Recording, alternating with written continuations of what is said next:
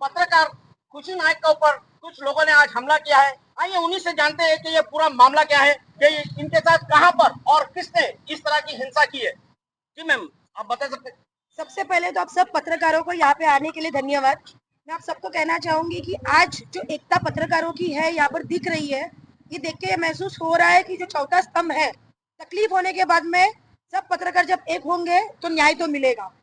आज मैं आपको बताती हूँ क्या हुआ है कि हमें ऐसी सूचना मिली कि पत्रे का जो है इलीगल कंस्ट्रक्शन जो कलेक्टर लैंड पे है वो हो रहा है। चारकोप गांव में काफी ऐसी जगहें हैं जहां पर आके बीएमसी तोड़ती है, लोग लाखों में खरीदते हैं और उसके बाद में फिर से 2 लाख 3 लाख में लोग उसको बेच देते हैं। भू माफिया जो होते हैं ये उसको बेचते हैं, बेच के धंधा बना दिया है। लोग जाते हैं, घर टूटते हैं, गरीब रास्ते पे आ जाते हैं अपने परिवार के साथ में। भू माफिया जो है वो कहीं नहीं जाता, सबका पेट भरता है और वो वहीं पर रहता है। ऐसे ही चारकुप में जब हमें ये सूचना मिली, हम वहां पर सिर्फ गए थे। जब वहां पर हम पहुंचे हैं उसके बाद में एक बाउंसर तुरंत वहां पर आता है 1 मिनट के अंदर। ये कहते हैं कि आप जो है यहाँ पर क्यों आए हो, और वो 1 फुट की दूरी पर होता है। जिसके बाद हम कैमरा ऑन करते हैं कि दूर जाओ पहले। जब कैमरा ऑन करते हैं दूर जाने की बजाय वो और नजदीक आता है और वो बोलता है कि मोबाइल बंद करो, मोबाइल बंद करो। जिस वजह से वो मोबाइल बंद नहीं किया जाता। उसके बाद जब मैं देखती हूँ कि 10 लोग आगे से आ रहे, 8 से 10 लोग तकरीबन आगे से आ रहे हैं, जो वो कहता है कि इस जगह के मालिक है और मुझे काम पे रखे हैं। वो जब आ रहे होते हैं उस टाइम पे पता नहीं कहाँ से भगवान ने एक बुद्धि दे दी कि लाइव कर दो, क्योंकि लाइव एक साधन है जो लोगों तक तुरंत पहुंच सकता है और हकीकत दिखाता है। और उस स्थिति में 1 सेकंड में जो है मैंने वो वीडियो लाइव कर दिया अपने खुद के पर्सनल पेज से, शाखा 9 के पेज से नहीं, क्योंकि मैं शाखा 9 न्यूज की जो है संपादक हूँ। लेकिन पर्सनल पेज से उतना ही मूवमेंट था मेरे पास। लाइव करते ही वो लोग जो है वो गाली देने लगे, मोबाइल खींचने पर आने लगे और आखिरकार विद इन 1.5 मिनट के टाइम पे उन्होंने हमला कर दिया।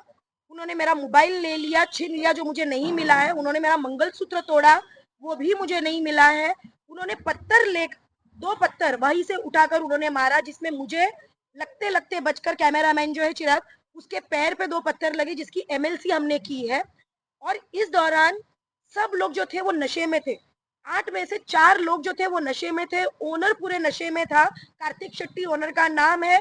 ओनर वहां पे से फरार हो गया। हम जैसे चौकी में आए, 6 घंटा हो चुका है, एफआईआर ली जा रही है। पीआई जादव हमारी पूरी सहायता कर रहे एफआईआर लेने में, लेकिन अब तक जो है कार्तिक शेट्टी की जो है वो अरेस्ट जो है वो नहीं हुआ है। मुझे नहीं पता क्यों 6 घंटे से एक वॉचमैन आके यहाँ पे बैठे हैं जिन्होंने पत्थर मारा था। कार्तिक शेट्टी नहीं आया है, जो बाउंसर वहां पर था वो नहीं आया है, वो फरार है। और भी 3-4 लोग थे वो यहाँ पर नहीं आए हैं। और मैं चाहती हूँ कि अगर ये होता है, ये जब वो नशे में है उसी हालत में ही अरेस्ट होना चाहिए। अगर ये अरेस्ट 24 आवर्स के बाद में होगा तो क्या मतलब होगा ये सब चीजों का। और क्या पत्रकारों पे हमला इतना इजी हो गया है कि आप बताएंगे कि सीसीटीवी नहीं है तो आप हमला कर सकते हैं। क्योंकि स्टार्टिंग में तो यही दिखाया गया है कि अगर वहां पर सीसीटीवी नहीं है तो आपके पास सबूत नहीं है। अगर मैं लाइव नहीं होती तो वहां पर सबूत ही नहीं होता कि मेरा मोबाइल गया, मेरा मंगलसूत्र गया, कैमरामैन पे ऊपर अटैक हुआ, तो इसको क्या आपके कहेंगे। बयान देने के बाद इन्हें पुलिस का रवैया सही तरीके का नहीं था। नहीं, जब मैं यहाँ पर आई थी तो उस टाइम पे पुलिस का रवैया क्वेश्चन पूछते वक्त स्टार्टिंग में ये था कि आप वहां पर क्यों गए, आप कलेक्टर लैंड है तो आप कैसे जा सकते हो। आप कोई ऐसी जगह है किसी की लैंड, अगर उसने कब्जा भी किया है, अगर वो आपका हक बता रहा है खुद का मालिकाना हक, तो आप वो जगह पे क्यों जा सकते हो। आपको जाना ही नहीं चाहिए। आप क्या देखने गए थे, अगर आप देखने भी गए थे तो आपने वीडियो क्यों ऑन किया। ये सब सवाल थे। क्या फ्रैक्चर हुआ है क्या, देखिए पुलिस अपना काम कर रही थी, सवाल पूछ रही थी, लेकिन मेरा कहना यह है एक महिला पत्रकार पर अगर हमला होता है, नशे में पत्रकार हमला, नशे में पत्रकार के ऊपर हमला किया जाता है, चाहे वो पुरुष हो। यहाँ पर वुमेन्स कार्ड नहीं खेलना है मुझे, चाहे वो पुरुष हो, पत्रकार पर अगर हमला होता है तो क्या वो सही है। आज के वक्त पत्रकार का मोबाइल जिसके अंदर सब डेटा है वो ले लेना, मंगलसूत्र ले लेना, आदमियों का अटैक करना, क्या वो सही है। पत्थर से मारना, क्या वो सही है।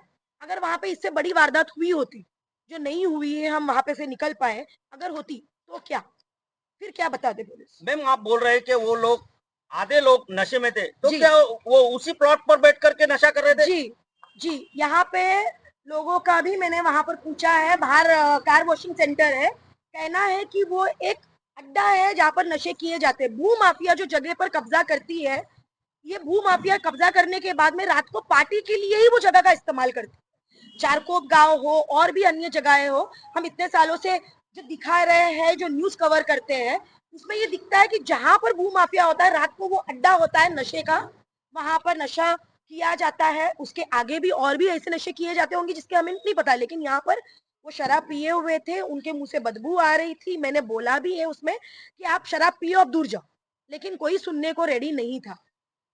क्या ये आपने कार्तिक शेट्टी से भी कहा था, जो जगह का मालिक अपने को बता रहा था? जी, कार्तिक शेट्टी ने पहला हमला मुझ पर किया।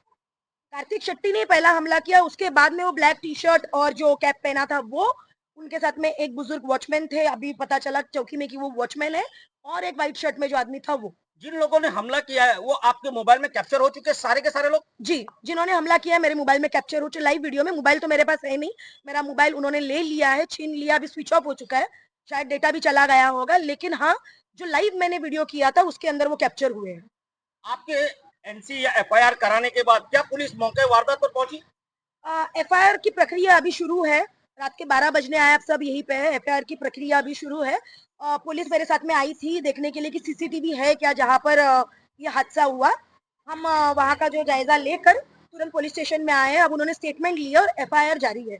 अब तक मेरे हाथ में पेपर्स नहीं आए हैं। मैडम, आप सीनियर जर्नलिस्ट हैं, जी। 15-20 वर्षों से काम कर रहे हैं। पत्रकारों के अलावा आपको और कहाँ से कोई सहयोग मिला? किसी का कॉल आया, किसी ने आपको सपोर्ट सिस्टम कहीं से कुछ दिखाया कि आप ऐसे समय में अकेले हैं पत्रकारों के अलावा, तो कोई सपोर्ट सिस्टम कोई दिखा रहा है? जी, पत्रकार के अलावा यहाँ पर जो है मेरे पास तो सेलफोन नहीं था, लेकिन हमारे साथ में जो जुड़े हैं उन्होंने वीडियो जो है वो भाजपा के नेता योगेश सागर जी को फॉरवर्ड किया था, कमलेश यादव को फॉरवर्ड किया था, तो उनके थ्रू ही गया है। सबसे पहला कॉल एमएलए योगेश सागर जी का आया है कि पत्रकार के साथ में ऐसे नहीं होना चाहिए और क्या हुआ है इसकी जांच पुलिस सही तरीके से करे, क्योंकि उनको भी पूरा मामला तो नहीं पता है, उतना ही पता था जितना उन्होंने वीडियो में देखा। तो उन्होंने तुरंत कॉल लगाकर बताया है कि जो जांच है वो निष्पक्ष हो और पत्रकार के ऊपर जो भी हुआ है उसका जो है उनको न्याय मिलना चाहिए। उनका कॉल आया था।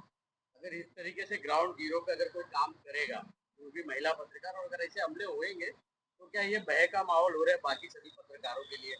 देखिए, आज जैसे आप मुझे पूछ रहे हैं, अब मैं ये बोल सकती हूँ कि अगर इस जगह पर मैं नहीं कोई और पत्रकार महिला होती तो वो 110% यहाँ पे से आकर और नहीं बैठती, वो वहीं से निकल जाती, या वो बोलती कि मुझे इस फील्ड में नहीं करना है, क्योंकि उस जगह पर उसके साथ में रेप भी हो सकता था, कुछ गलत काम भी हो सकता था, कुछ भी और हो सकता था, मर्डर तक हो सकता था, क्योंकि पत्थर जो मारा है कैमरामैन को पैर पे मारा हुआ है, दो उसका पैर जो है वो सूजा हुआ है। अगर वो पत्थर पैर की जगह पे अगर उसके सर पे मारा जाता या कहीं और लगता और कुछ होता तो हादसा बहुत बड़ा होता। इस हमले के बाद आपको डर बना हुआ है? देखिए, मैं इतने साल से फील्ड पे हूँ, मैं ये तो नहीं बोलूंगी डर बना हुआ है, डरी नहीं हूँ मैं और सपोर्ट, आप सबके सपोर्ट से तो मैं इतना बोल सकती हूँ कि डर तो नहीं है मुझे, लेकिन हाँ, इस हादसे के बाद में मुझे ऐसे लग रहा है कि अगर कोई भी मेल हो या फीमेल पत्रकार हो, अगर वो जाती है और कोई इलीगल काम करता है तो ये सब भूमाफिया तैयार बैठे हैं, और कहीं ना कहीं ये पुलिस के संरक्षण में हो, नेता के संरक्षण में हो, ये इसके लिए तैयार बैठे हैं कि ये हमला करने को रेडी है। कोई फुटेज नहीं है, इनको पता है कि हमने कुछ भी कर दिया हम पे कल कार्रवाई नहीं होगी, क्रॉस हो जाएगा या एफआईआर नहीं होगी, एनसी होगा और मामला सुलझ जाएगा या सेटलमेंट हो जाएगी। और बिल्कुल भी मैं इस चीज के खिलाफ हूँ कि ये सब चीजें नहीं होनी चाहिए। ये जो इनको सपोर्ट मिलता है ऐसी जगहों पर, ये नहीं मिलना चाहिए। उस वजह से आज इनको ये सब करने के लिए जो है ये हावी हो रहे हैं, पीकर नशा कर कर ये इसको एक सपोर्ट दे रहे हैं, सिस्टम ही इनको सपोर्ट कर रहा है।